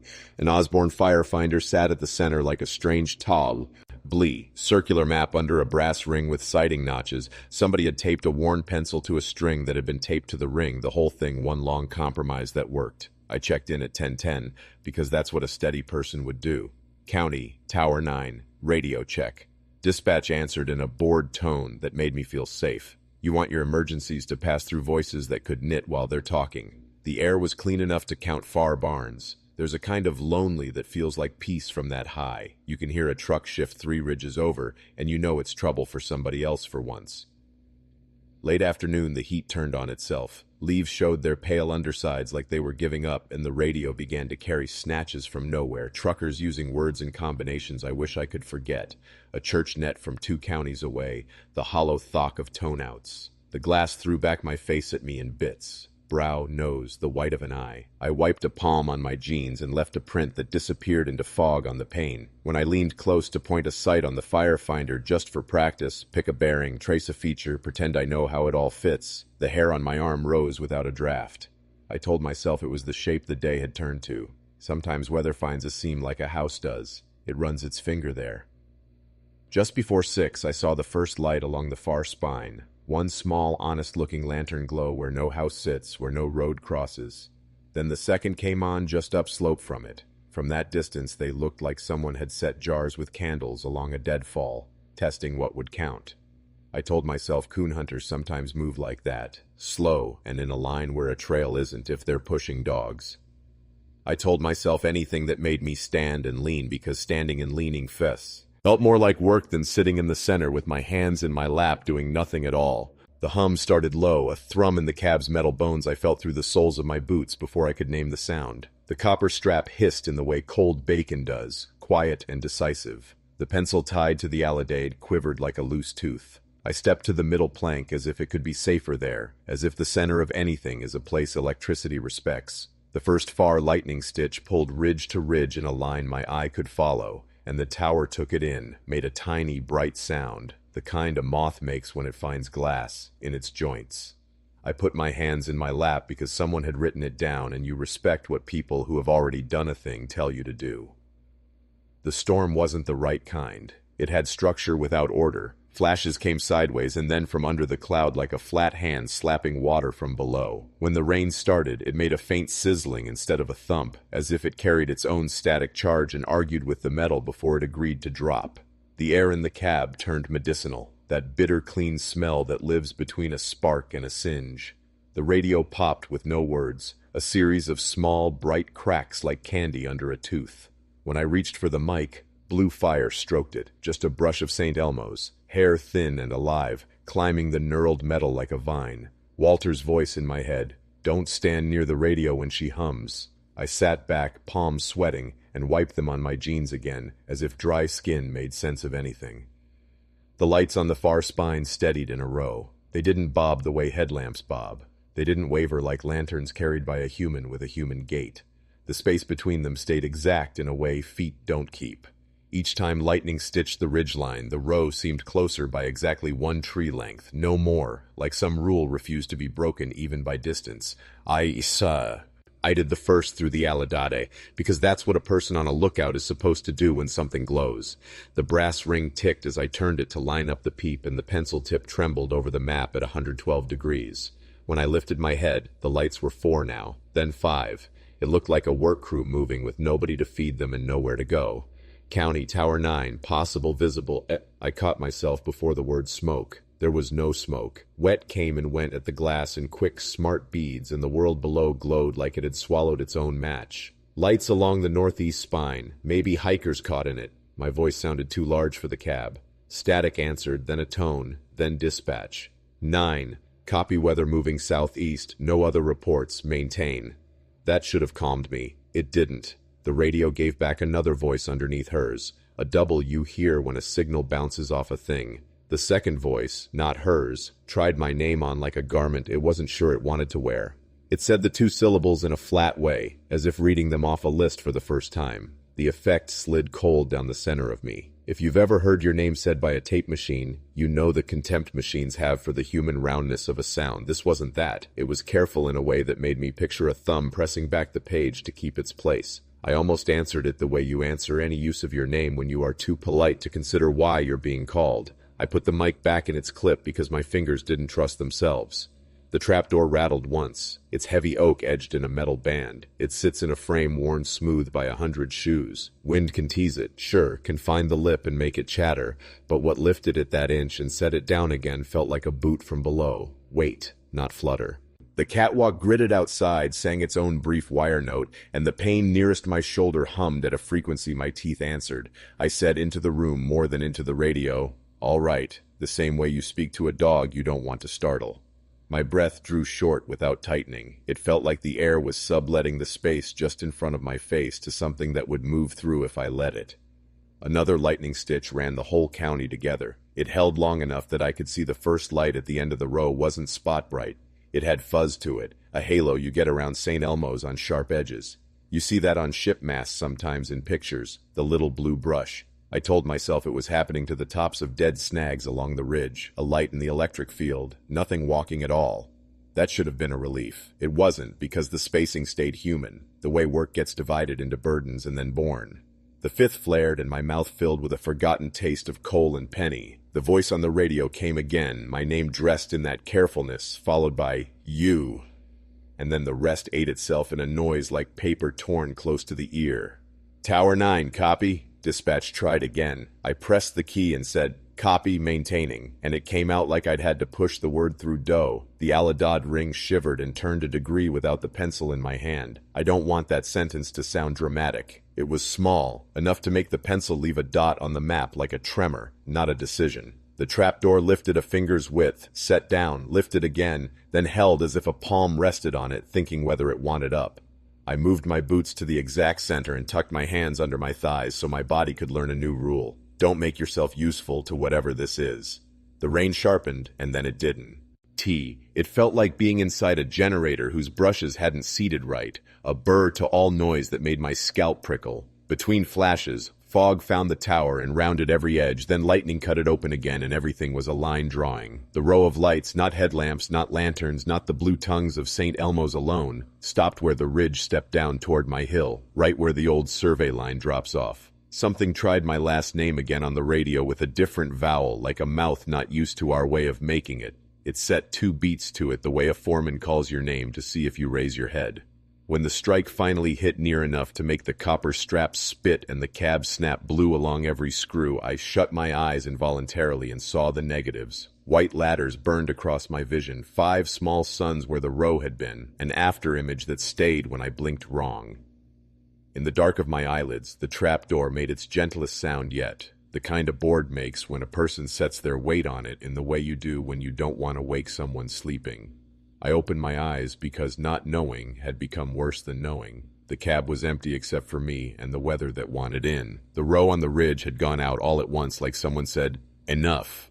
When the storm moved off, it did it the way a person leaves a room after a fight. Abrupt, with still air in the shape of what just happened. The world below washed up clean and flayed, colors that don't belong to evening showing up where morning isn't yet. A smell like wet pennies and struck matches hung around the tower. The copper strap stayed warm longer than it had any right to. I sat there until my hands stopped doing their little tremor dance, and then I signed the log the way they teach you, legible, a poor man's proof of any hour. 1847, storm overhead. Electrical activity, possible hikers, any ridge, lights extinguished, no smoke. I made myself descend slow because hurrying down a ladder announces something you aren't ready to say out loud. At the base, mud held my boots like hands and gave them back. The tower's footing steamed in thin threads. I walked the first 20 yards around the perimeter with my flashlight out of habit and found what I expected to find. Nothing you could show to a person who hadn't been up there. No tracks, no plastic from a lantern, no cigarette butts or beer cans or gum wrappers that would give me the simple comfort of kids. Only once did something look like proof. A patch of earth under the lowest landing had dried in a ferned pattern, tiny branches etched into mud like a fossilized leaf. It faded as I watched, taking 5 minutes to turn from a map to a stain to nothing. I put my palm there and half expected to feel a hum in the ground. I felt ground. I felt my own blood arguing with itself. At dispatch the next morning, I tried to put the whole thing into a sentence that could be filed. The woman on duty clicked a pen over a pad and didn't look up at me much. "We didn't have any traffic with your call sign after check-in," she said when I asked whether there was a recording I could hear. "Storm made hash of the repeater for a bit. We got 2 towers yapping at once from Skip. You didn't call your own name, did you?" She made it a joke. Professional courtesy. I laughed like a person. I didn't ask her if anyone had tried mine on from the other side of whatever counts as a line. If I'd asked, I think she would have said no, and I would have believed her, and I would have felt the same. Walter listened different. When I told him, not as a confession, not as bravado, just as if I were saying what a dog did when it saw a turtle for the first time, he nodded like a man who has been in a place he still isn't prepared to talk about. "St. Elmo'll stand on a point like a candle," he said, practical. "You'll see him sometimes run a fence right before it blows." He rubbed the side of his ears off his nose. "And you'll get watchers in weather. Lights along the spine. The mountain likes to see if you'll count." He watched my face for the part where I flinched, then softened it by making it at least half about science. "Radio Skip'll put 2 counties in your ear like they're sitting next to you. Voice'll sound wrong. Don't answer the wrong one." He said it like he was giving me the simple rule I'd come for in the first place. After the tower stayed in my muscles, for weeks, when I lay down and watched the ceiling's tiny cracks organize themselves into rivers and roads, I'd feel the light brush across the mic in my hand that wasn't there. Cheap blankets made little lightning, and I startled like an animal whose fur had been stroked the wrong way. The phrase, "you hear?" crept back into other sounds. Train whistle 2 bends down, a zipper, the soft teach-teach of a pencil lifted and set down. When storms worked the ridge, I found myself at the window, whether I meant to be or not, counting where I should have been measuring, aligning my breathing to the long, low line the weather puts under everything before it speaks. I gave the key back. I told the coordinator I had family stuff on weekends that fall, which was true enough if you count the sort of family that is your own past tapping a finger when you haven't made enough sense of it. Rissa said she'd take a shift and laughed when I told her to stay in the center when it hums. Cal didn't laugh. He'd had enough of counting in places we couldn't swear had anyone to do the math. June, for her part, didn't like me for a while after the tower, the way dogs sometimes choose to dislike a specific jacket or hat. I wore my nicest voice at her and she let me do it and then slept in the hall where she could see me, but didn't have to smell me. If you want sensible reasons, I have them collected like buttons. St. Elmo's fire is a known thing, and sometimes climbs where it shouldn't. The tower makes its own weather if the day's primed. People get caught out with bad gear and headlamps die at once like friends making a bad plan. Radios grab voices out of the sky and make them acquaintances you could mistake for kin. Trapdoors rattle. Mud dries in fancy patterns. All of that could be a life raft you can hold on to from one bank to the other. But in the middle of the crossing, in the high part where your feet don't feel for bottom, the raft thins and the water cools and the shape of my name said in that careful way swims up like a fish with your ring in its mouth. It doesn't matter if I put the hand out. The question hangs just under the surface. "You here?" I don't answer out loud. I put my hands in my lap like someone wrote down, and I wait for the hiss in the wire to ease. I like the lake more than I'm supposed to. That's a confession around here. It swallowed gardens I helped weed and a tobacco barn that held my first kiss. It took a road we drove when I was small, the one where my father once let me sit in his lap and steer for 5 scared seconds. The Corps put a clean word on it, impoundment, and my uncle said you can drown a valley in paperwork as easy as in water if you stack enough pages. They paid folks honest enough to keep lawyers away, raised the dam on the river's throat, and sent men with clipboards to move graves where possible. That last part hangs in people's mouths like a chip of bone. By September, the lake wears a ring like a lazy boy's bathtub. The level drops for winter pool and the old things start showing their faces. Pale bricks like knuckles, fence wire that should have been pulled and wasn't, the stub of a gatepost that remembers its hinges. On dry afternoons, you can walk out on a spine of cracked mud to where a chimney once stood. On nights when the air is clear and the cicadas give it a break, you can hear children laughing like a tape rewound too far and let go. I tell myself that's frogs. I tell myself a lot. My aunt keeps funeral home fans in a kitchen drawer under the potholders, flimsy cardboard on wooden sticks with the same picture of Jesus politely lit and the name of whichever parlor gave them out. Shoemate Moore, Blevins' son, sometimes just a last name and a phone number that hasn't worked since the switchboard came down. When she's hot, she chooses one by the sound it makes, a soft clap when it opens, a rasp when it shuts. I used to study the names on the back when I was waiting for biscuits, the sponsors and the bulleted services, and sometimes a list of pre-need planning counselors that made me imagine men who sold coffins the way other men sold vacuum cleaners. It felt like the lake and those fans came from the same drawer of the county's thinking, polite, necessary, a place for loss to sit where it wouldn't spill. That September night was one of the clean ones. Our valley had wrung itself free of the day's heat and lay loose. I took June down to the boat ramp because she likes the smorgasbord of smells, fish slime and muddy fun and old outboard. The ramp ends in a neat concrete incline into black water, but the drop was low enough you could see the old road stripe under 3 fingers worth. The paint holds its memory better than anyone gives it credit for. My light picked it out yellow as a tooth in the beam. The dam is 1.5 miles away if you measure as the crow flies, if crows fly straight through hills, which they don't. Some nights you can hear the turbines hunker down and spin, a long settled noise like someone whetting a blade on a stone. Other nights the dam behaves and the lake takes on a quiet that isn't quiet so much as a held thought. I threw a stick for June. She fetched once, then set the second down just shy of the water and shook hard like she wanted to fling something else off her. The smell by the edge was algae and old hay bales and something iron under that, the same tang the creek gave us the night the siren went wrong. I swallowed and tasted it. I told myself that's what lakes are. They keep a penny in their mouth that never dissolves. Up the shore, where the water had let go, scar lines showed where fence once ran, wires making catenaries like washed-out smiles. A few feet out, our neighbor's old oak had its knees in the dark, the crown long cut before it became hazard, but the underwater part square as a courthouse. You learn the language of a drowned place without deciding to. The lake is honest about what it took if you go look when it's thirsty. It gives back shapes first. Names take longer.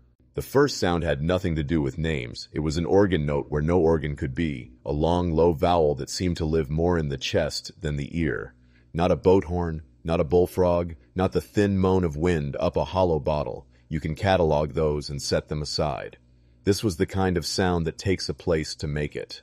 The concrete of the ramp under my boots thrummed in sympathy. I set the flashlight on my thigh to steady it, and the beam showed a little procession of water beetles crossing the wet like they had decided not to learn the new map and were making for an old porch they remembered. June's ears went up and back in the same second. She pressed her chest to my leg, not affection so much as a brace. The second tone stepped down like a foot on a stair you can't see, not a chord so much as a second reed engaging.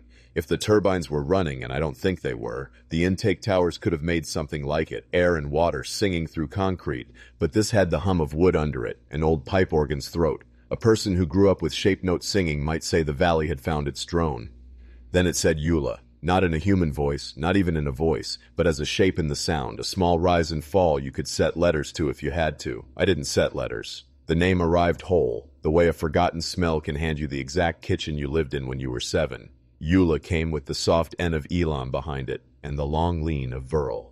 For a moment I thought my aunt's fans had migrated from the drawer to the water. I could see the print in my head. Survivors include, bust in from another county to sit in folding chairs in the gym when the home floods. I moved the beam off the water and onto the ramp because I didn't like the way the dark made room between ripples for a mouth. The light found the old yellow line of gain. It ran into the lake with the stubbornness of something that thinks it still has somewhere to go. The next name came, and I recognized it from the funeral home fans I'd flipped end over end in church when my mother thought I wasn't looking. Geneva, then Troy Lee, then Katerina, somebody's grandmother who made bread that sagged the way mine never does. The names drifted not in alphabetical order, not by family, but in a way that felt like maps I couldn't see, like somebody reading the old Platt book out loud and pausing where the handwriting changed. Okay, I said, saying it to June, to the ramp, to the part of my brain that loves a pattern too much. The water bent toward us, a little lift, a push like a breath held and let go. A carp, or I told myself carp, broke the surface 50 feet out and slapped its tail with a human petulance. The organ note climbed, and under it I heard the lightest click of something that could have been the wind plucking fence wire under the surface, a harp made of what the core left. The list kept going. AJ with initials only. Dovey, a name that sounded like a saint and could have been a county road. Isidore. I expected a last name to hitch to them. None came. If a last name did arrive, it was buried in the overtones, something only the mud understood. Then a name shifted the air in my mouth. It arrived wrong, not because it wasn't a local shape, we've got plenty of those with L's doubled and R dropped, but because my body pushed against it as if someone had tried to give me a coat with the sleeves sewn together. I didn't recognize it and recognized it. My tongue wanted to make a joke of it, somebody saying a boat brand down in the marina, but nothing like that was happening. The name sat in my teeth like a coin. I was aware of the yellow stripe under my boots as if it were a boundary I should not cross. I didn't say it out loud. I didn't want to see if the water would notice it recognized me, too. June made one soft, surprised bark at the exact moment the name came and then shut her mouth as if somebody had asked for quiet in a church. I put a hand on her head and felt electricity there that didn't belong to weather. Across the cove, a John boat's small white light moved like a star. You think at first is a plane and then isn't. The sound of the motor minimal, not covering the organ tone. I could have called across to them. I could have asked if they heard it too, if their list matched mine. I didn't. Some things you don't give someone else as a choice. The names slackened the way a congregation thins. One more, then a pause, then another. Then the organ note drew itself long and straight and stood there for the length of a breath I measured with my whole body. When it stopped, the world felt convex, like a drumhead with all its tension gone. I realized I had stood with my heel against the old line the whole time, like my foot had the sense my mouth didn't. The lake's surface rippled toward us once, a small, polite bow, and went flat in the way the eye sees flat even in the dark. I let my breath out the way you let it out after a count you don't agree with but endure. On the way home, my mother had the radio turned low to a preacher who likes nautical metaphors. He said nothing about lakes that keep a roll. When I told her we'd gone down to the ramp after dark, she clicked her tongue the way she does when she knows you're testing a thing and wants to make sure you know she knows. Water at night has two faces, she said. Not quite a warning, not quite a proverb. Give it neither. I didn't tell her about the organ. I didn't say the names. I don't like to give other people's dead back to them when they haven't asked. The county put up a notice 2 days later about generation schedules and noise from the dam during low pool, a paragraph that made the sound tidy. One in the comments said it was the spillway singing, and I liked that, singing because you can survive a song. I went back the next week in daylight and walked the edge until I found an old rectangle of foundation that had sprouted a crop of glass like green teeth. The mud cracked into polygons around it, each little island of dirt holding a different print. Deer, a heron, a child's sneaker from a time when water was closer. I said names out loud there just to prove I could do it, the ones the lake had raised and the ones I supplied, and nothing happened except June lay down with her chin on her paws and watched me with a patience I did not deserve. For a while after, the sound came under other sounds, the rim of the sink filling, a truck downshifting, the refrigerator's hiccup. You know how a melody you hate can become the key your day organizes itself around? This was like that, but without a melody. Some nights I woke at the hilt of a list and had to walk the hall in my socks like a person waiting to deliver an unwelcome message to a room. I half expected to find my aunt in her kitchen with a fan in her hand, tallying the organ's call against the notes she'd kept, who brought which casserole, who stayed to clean up, who asked the irreverent question that made her smile in spite of herself because laughter feels like drowning's opposite. The unknown name, I didn't tell myself I'd misheard. I didn't tell myself it was a Latin word for a part of the dam or the brand of a motor someone had cursed at on the water. It lodged somewhere I couldn't get to. A year passed. 2. People in a town like ours die in the ways towns like ours organize dying. Old age counted out in the exact inventory of what the person recycled in which pew they warmed. Misadventure that people soften with passive verbs because language is kinder than fact. A sickness nobody said the name of in the 90s, and every teen knows to say now because somebody taught them and because not saying made a mess of us. My eyes started reading obituaries for shape as much as for news. I didn't go hunting the name. I didn't need to. It found me on a stone the summer I thought I was leaving for good. Not at the lake. Up on the hill where my grandmother talks to the red clay. The angle of sun made the carving look deep and shallow at once. The first time I saw it, those particular letters, that curve of a vowel, my tongue made the same small, involuntary movement it had made at the ramp like it was preparing to give an answer if called. I stood there longer than I was there. I don't know whether that's clear, it's the only way I can write it. I put my fingers to the name without touching it, the way people do when they don't want to leave oil where memory lies. Then I left a peppermint because I had nothing better and because it was what I had when Mr. Pike's hand taught mine a habit. The mint went soft and then vanished. A crow's took the wrapper into a tree where it flashed like a small lake and then was nothing. I can give you a working theory. The dam groans. Air goes through. Sound carries over water like it was built for it. Wire and root string an instrument nobody meant to. Our brains drag names out of noise the way kids see faces in paneling. The core did what they could. Not every cross under the oak made the trip. Water remembers syllables because people poured their talk into it when they were told to leave. Those sentences calm me until they fail. And they always fail around the same time of night, the hour when the lake's surface takes the shape of whatever wind scratches its back, and something like an organ hand lays down a low note that makes the fine bones in your ear remember a list. Some part of me wants to say that list is just love, who we remember, in what order, how the place keeps them near. Another part knows love doesn't usually say your name like it's trying it. On first to see if you fit. I haven't gone down to the ramp at night since. I still stop there in the day. Boots on concrete, June sitting with her paws just at the edge like she knows. We look out over the water that says nothing obvious and doesn't need to, and I let myself think the dumb, useful thought that water can only give back what we put in. Then I hear the smallest click somewhere under. It could be a fish finding a fly. It could be the wire. It could be the place, patient as a clerk, making sure it can still read the names in the silt when it has to. Down in the flat along the creek, the switch cane makes a wall out of something most folks would call grass if they hadn't had it cut their ankles first. It grows taller than you think it should be allowed to, tight at the ground and looser up high where it nods against itself. In August, the leaves shine like wet paper even when it hasn't rained. Poplar saplings come up through it. Green pencils that haven't figured out yet how big they plan to be, and the whole stand ticks to itself in the least breeze, not a rattle. More like pins touched together in a box. We used to cut cane there for bean poles and kite spines, and for a time the bottomland belonged to nobody in particular, fenced off and then forgotten. If you step into a cane break, you learn quick how it makes rooms. The first room is bright enough you feel silly for the nerves. The second is where sound starts to insist it belongs to the plants. And the third is where you start seeing patterns in shade and telling yourself you don't. The ground under it is usually solid, packed silt where the creek floods and then pulls back shy. But your eyes accuse you of walking on water. The leaves keep waving even when the air stops. It's not a place to run. It's a place to mind your feet. I found the little stair because I was cutting the long, slim culms and dragging them to the edge in bundles. June, who will throw herself at Laurel and crawl under porches I wouldn't follow me into the cane. She sat at the break where the field ends with her mouth closed and her ears trying to decide which way to point. I stepped in 2 rooms deep, and there it was. A knee-high stack of 3 stones making steps that went nowhere. Not a cairn, not a jumbled pile. 3 flat rocks, too deliberate to be accident, set one on top of the other with the top face worn into a soft dip the way wood smooths where hands claim it. Moss-stitched. The edges, the whole thing looked like it had been remembering feet without seeing any.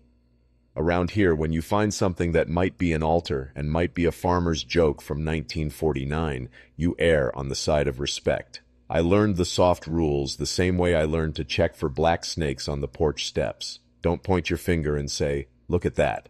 Say, "I see." Don't take a thing unless you mean to keep every part of the story that comes with it. Leave something that would make a hungry thing forgive you for stepping out of your place. I had a quarter in my pocket from the machine at Coe's that sells red peanuts and something that was almost jerky if you'd let it be. Meat dried in the oven, salty, the kind my uncle calls country leather. I set the quarter on the top stone and the meat on the next one down and backed up the way you do from a sleeping dog, careful to make not looking at it feel like not looking is the whole point. When I came back 2 days later with more cutting twine for the bundles, the jerky was gone and the quarter had slid to the edge and turned itself heads up. You can call that raccoons. You can call that luck. I called it talk. I put down another piece of meat and a smaller coin and went about my business. The cane ticked to itself, and the shade there made a hollow pocket where the heat didn't set as hard. The third time, the meat was gone like any meat would be, but on the top stone 3 bird bones lay in a neat shape. Not a letter exactly, more like a child's idea of a ladder, 2 long, 1 short across them. They weren't pecked clean. They had that sun-bleached look, light as a thought. I told myself a possum made that shape without caring. I told myself somebody else had come into the cane and wanted to leave a harmless oddity for the next pair of eyes' pleasure. I told myself both of those things, and then I went back the next day, without any reason at all, the way you check the stove even when you haven't cooked. The little stair wore the weather easy. Dew beaded on it every morning inside the shade as if the cane itself breathed out water. The dip in the top stone fit my palm in a way that made me think of kneeling without having to. I kept leaving small things and finding small things back. Acorns arranged in a ring too tidy for squirrels, a twist of grass braided tighter than my clumsy fingers could manage in the time I had, a leaf pierced and hung on a sliver of cane like a flag. It was nothing worth dragging a friend into the brush for. It was enough to keep me coming until evening once, which is the simplest mistake we make. I didn't plan to stay late. The heat was off its peak and the shadows began standing up straighter. That kind of light makes a person feel like they have more time than they do. I cut more cane than I meant to and stacked the bundles like logs, neat ends toward the field. The break filled with that gentle clacking like knitting needles. June followed me to the edge and then set her chin on her paws with the put-upon patience of somebody whose vote never counts. Inside the green, the air tasted like cucumber and paper and the sweet dust of old wasp nests. Mosquitoes found my wrists and ignored the rest of me as if a rule had been posted I couldn't read.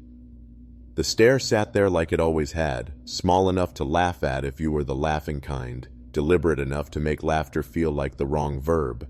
On the top stone, instead of bones or a coin I'd left and forgotten, a little basket stood. It wasn't much bigger than the bowl of my hand, palm to first knuckle. Twined grass made its sides, not cane, not the careful split and plate you see in the fancy work they sell at the fall festival, more like something made quick and exact by someone who expects to be interrupted. A loop of vine made the handle. No decoration, no glue. It didn't wobble, and it didn't look new.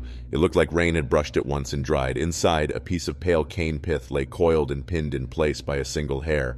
My hair, maybe. The length and color were right. I tugged at my cap the way you do when a hair gets under it, and then realized my cap was in the truck. I didn't touch the basket. Not touching felt like joining in a rule that had already been written. The cane's sound changed. Not louder, not nearer, just different. A little chime laid under the ticking. Poplar leaves clicked themselves together even though the air had gone still. The top stone smelled faintly of something green that had been cut and dried and cut again. Hay? No, something sharper, like broken stems. I set my hand beside the basket and felt the cool that lives in stone even on the hottest days. Standing there with my hand near it felt like raising your hand without a question yet.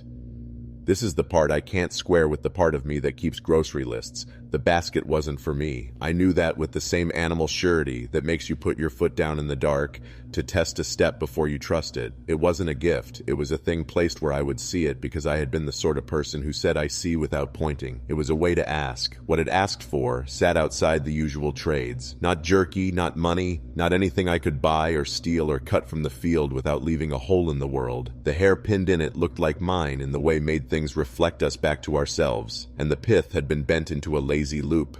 Figure 8 sideways, a small infinity if you want poetry where maybe you shouldn't. It seemed made to hold only what doesn't weigh. Breath, whisper, time. A stupid courage came in me that looked like politeness. I leaned closer and said thank you to it because my grandmother raised me in the kinds of habits that make you safer than other habits make you. The word put a small warmth into the basket's hollow as if the air I'd used to shape it had decided to stay. I didn't like how that felt. It reminded me of the radio in the tower catching my name from a place it shouldn't.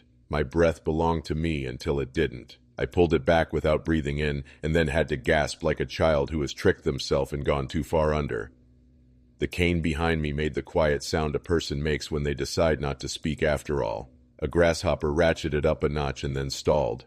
June let out one low sound from the field and then shut her mouth in a hurry, in the way that means she's trying not to learn a new rule. Light did the fast trick it does in late season, where the edges of things sharpen even as the world goes dim.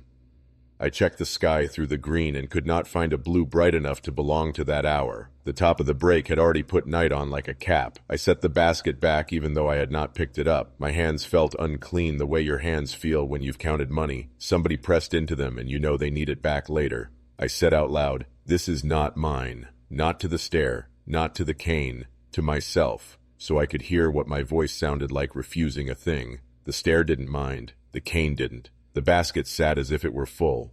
I backed out slow, bundles under my arms, the green closing teeth over me and then spitting me into the glare of the field.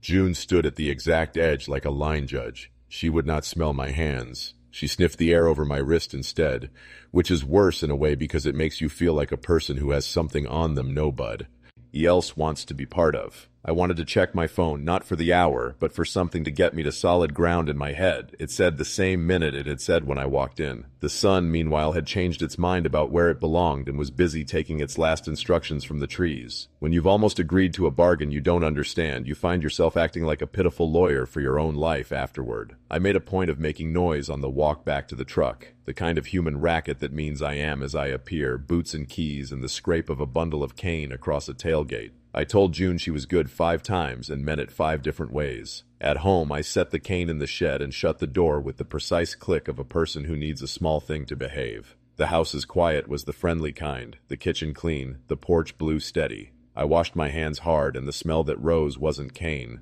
It was that sweet, dry odor of hayfields you aren't allowed to walk in, a scent of something stored. The water ran, the minute on the stove clock hopped, and a little thread of fear began regarding me the way a hen eyes something bright. For days after, things appeared that I could explain and then couldn't and then refused to think about. 3 tiny vertebrae on the porch rail in the shape of a shallow U, a twist of ribbon grass set in the notch of my mailbox post like a bookmark, a narrow bed pressed in a place in the cane where my boot had not. Twice on my way to the field, I found my name spelled wrong in the dust on the truck. Close enough that it tried my stomach, off enough that I could call it coincidence. The first time it was missing a letter the way a kid writes too fast. The second time it had too many. The hair caught to the cap of my thermos wasn't mine. It was darker at the end, like it had been singed, and it smelled. Led faintly like a stove that has been lit and turned off without being used. I went back 2 bright noons in a row because bright noons make a person brave, and I hate that about myself. The stair was just stones on dirt, moss damp in the shadows, the basket gone. In its place on the top step lay 2 coins, one of mine, the quarter with a state no one in my family has ever been to, the other so worn it was only a circle with the ghost of a face and a year. That year was the year my grandfather was born, or the year he died, depending on how the light hit it. I laughed out loud because it was a relief to have something so plain you could point to it. My laugh sounded wrong in the green. It didn't go far. I left both coins and backed away because it felt like keeping either would make a sentence start I wasn't prepared to finish. It would be cleanest to say nothing changed except my attention. But small time started slipping. Not long bits. Minutes shaved off here and there like a careful barber loving his work too much. I'd look up and the coffee would be cold and the radio would have finished the song I was waiting for and moved on by 2, and I could not tell you what my hands had been doing in the missing part. I thought of the figure 8 of pith and the way the little basket seemed meant to hold something weightless and essential. I commuted my own guilt to a practical thought. Work does that. It eats time and leaves bones arranged in tidy shapes. Then the missing minutes came when I was doing nothing, on the porch with June, at the sink, in the aisle at the feed store, and it stopped feeling like overwork and started feeling like someone counting out loud while I tried to pretend I couldn't hear.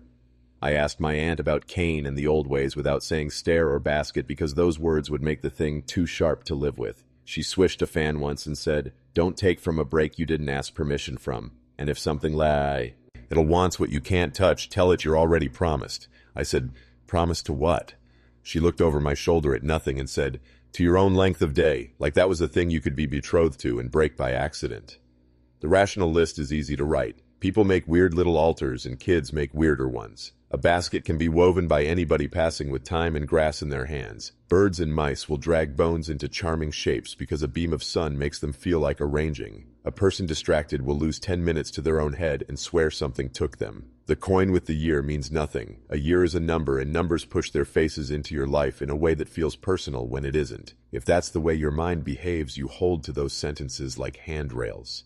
And then there's the other account, the one that whispers when I'm carrying wood in past dark. I stood in a place that keeps small agreements, and I almost put my breath in a cup so something else could carry it.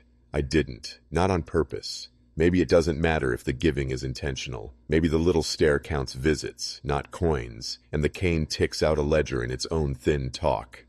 The request was not for hair or money or the easy offerings we know how to part with. It was for a little of my day, the unspendable part, the way a careful clerk will ask you for just a minute with their hand already out. I hear that phrasing everywhere now. Just a minute, and my jaw tightens like a hand has found the handle of a basket near my name. I haven't cut cane there since. I ask neighbors if they need any poles and point them to another patch by the old quarry where the ground stays dry and the plants don't make rooms of themselves. Sometimes I walk the field edge with June and stop where she stops and let the cane's ticking pour over me like rain that doesn't get you wet. On those days, I think I might be reading too much, that I made a ritual out of a thing that was only stones and a kindness left by another human. Other days, I feel the fine hairs on my arms lift for no reason, and I remember the weightless warmth pooling in a little woven bowl, and how easy it was to give it something I didn't know I'd miss until it started going missing. When that happens, I say out loud into the green, the truest thing I've got, I'm already promised. Then I go home and count myself like someone might be keeping a roll.